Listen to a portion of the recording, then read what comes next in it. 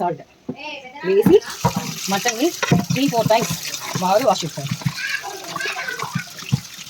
ఇలా రుద్ది వాష్ చేయడం వల్ల దానికి ఏదైనా హెయిర్ ఉన్నా కూడా మొత్తం అంతా లూజ్ అయ్యి వాటర్లో వెళ్ళిపోయి నీట్గా అవుతుంది. దీంట్లో కొంచెం పసుపు, టేస్ట్కి సరిపడా ఉప్పు వేసి బాగా కలిపి పెట్టుకొని, అలాగే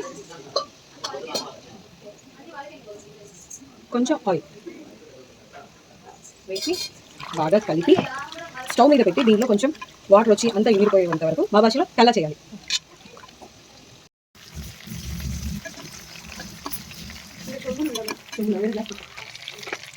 ఆయిల్ వేసి బాగా కల్లా చేసుకొని ఇలా రోస్టీగా చేసుకొని దీంట్లో కొబ్బరి, చెక్క, లవంగం వేసి గ్రైండ్ చేసుకున్న పేస్ట్, అంటే అల్లం, తెల్లగడ్డ, ఎర్రగడ్డ, కొత్తిమీర, చెక్క, లవంగం కలిపి చేసుకున్న పేస్ట్ ఇవన్నీ మిక్స్ అయ్యేలాగా బాగా కలిపి ఆ పచ్చి వాసన వెళ్ళే వరకు రోస్ట్ చేయాలి. దాంట్లో రుచికి సరిపడా దట్ మీన్స్ 1.5 స్పూన్ ధనియాల పొడి, 1.5 స్పూన్ కారం, కొంచెం గరం మసాలా వేసి ఆయిల్ పైకి వచ్చే వరకు రోస్ట్ చేసుకోవాలి. అన్ని పచ్చి వాసన పోయే వరకు.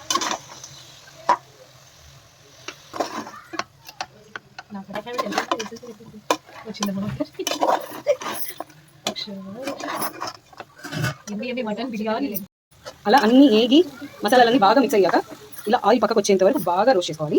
ఓకే, సో ఒక 10 విజిల్స్ వచ్చేదాకా 1 లీటర్ పీసెస్ అన్ని మునిగే వరకు వాటర్ వేసుకొని ఒక 10 విజిల్స్ పెట్టుకోవాలి.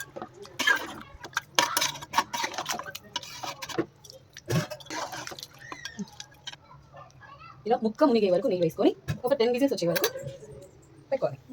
బాగా హీట్ అయ్యాక బిర్యానీ స్పైసెస్ వేసుకొని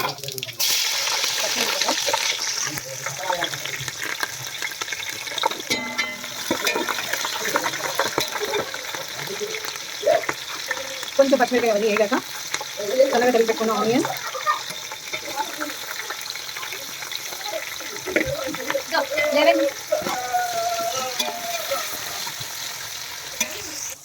అలా పచ్చిమిరపకాయ ఎర్రగడ్డ అంతా బాగా వేగాక పుదీనా, మెంతాకు, చిన్న మెంతాకు, అలాగే కొంచెం కొత్తిమీర వేసి మొత్తం అంతా బాగా వేసుకోవాలి. గ్రైండ్ చేసి పెట్టుకున్న అల్లం వెల్లుల్లి పేస్ట్, రిమైనింగ్ కోకోనట్ పేస్ట్ ఇవన్నీ పచ్చి వాసన పోయే వరకు సిమ్లోనే పెట్టుకొని వేయించుకోవాలి. ఇలా ఆనియన్ బ్రౌన్ అవ్వడం వల్ల రైస్ కలర్ టేస్ట్ సూపర్ ఉంటుంది. కలర్ సూపర్ ఉంటుంది.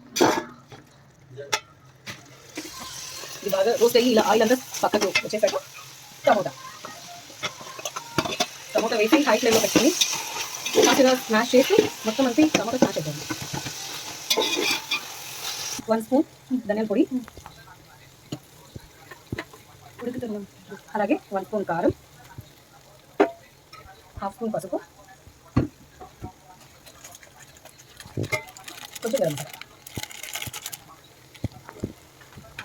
మొత్తం అంతా బాగా ఆయిల్ పైకి పోయే వరకు బాగా వేపుకోవాలి. పచ్చివాసన పోయే వరకు వేపుకున్న తర్వాత రైస్కి 1:2 రేషియోలో మొత్తం అంతా విసురు వేసుకోవాలి.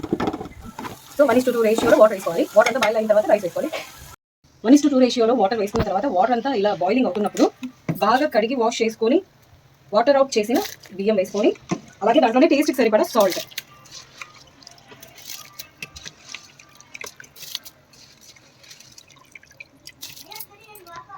ఇలా వాటర్ అంతా అయిపోయేంత వరకు రోస్ట్ చేసుకున్న మటన్ని రైస్లో మిక్స్ చేయాలి.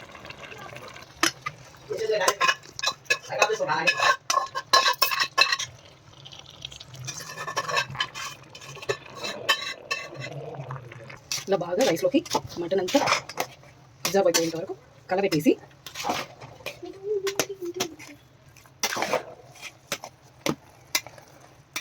ఈ మసాలా అంతా రైస్లోకి బాగా పట్టాలి. పైన కొంచెం నెయ్యి, అలాగే కొంచెం కొత్తిమీర వేసి మూత పెట్టేసి ఏదైనా బరువు పెట్టి